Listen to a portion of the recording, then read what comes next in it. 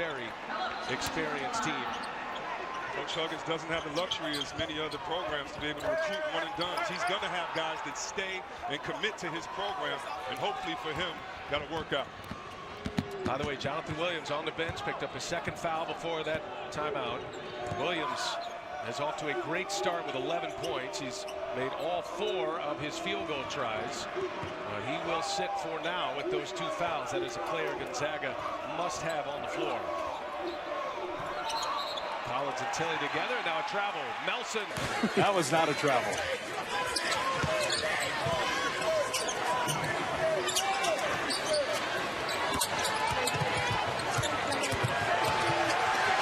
Lindsay stolen.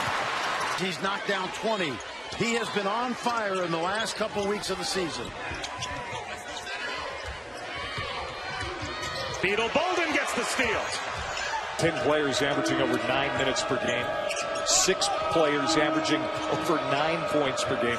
The depth for Bob Huggins' team is just endless. Good hustle there. Miles, you got to make the fundamental play. Got to make a jump stop, make that pass. Baylor at times has really struggled against his pressure. So far, handling it better. Playing better. McClure almost got his pocket picked by Javon Carter. He almost spoke too soon there. A little ragged on this possession there. I would say it's going to be a job.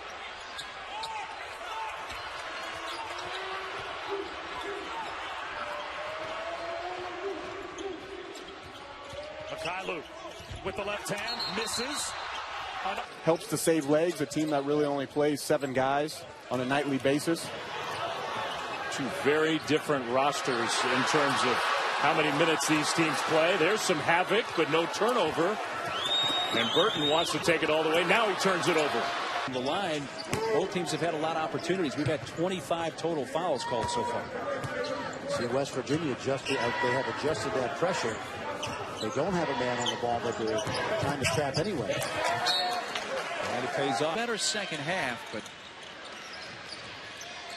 he's had a big hill to climb here with his team in half number 2.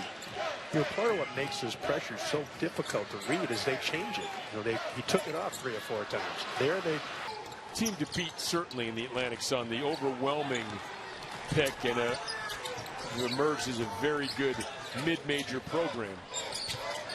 Again, as we talked about, NJIT, a lot of positives. Those are tough passes. In Virginia, to the point of making sure people stay fresh. We're seeing Mariel Shayok, who's started off for the first time tonight.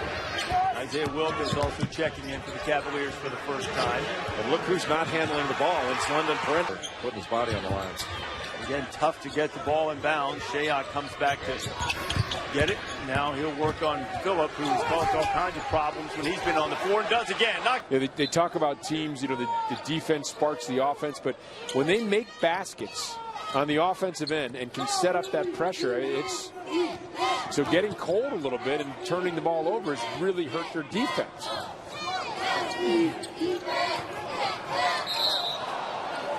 Right away, that's a huge bonus. Yeah, they used to give that nickname to Vinnie Johnson, the Detroit Pistons. 10-0 Mountaineers run.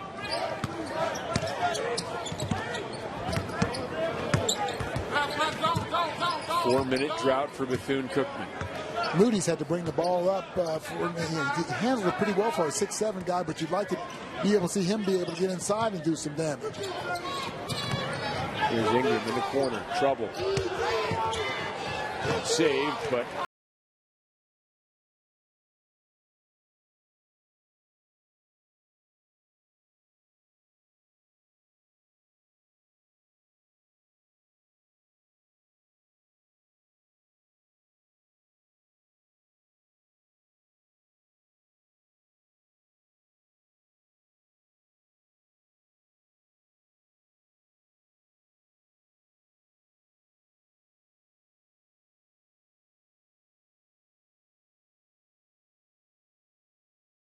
points for Javon Carter.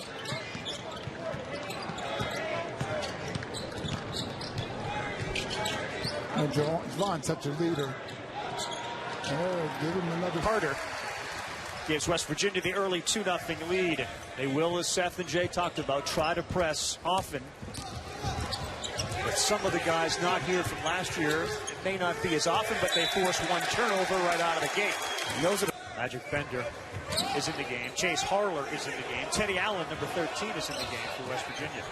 Adlon Gilder's now in, and he is a very tough matchup. He can make shots, and he can make plays. Turnover.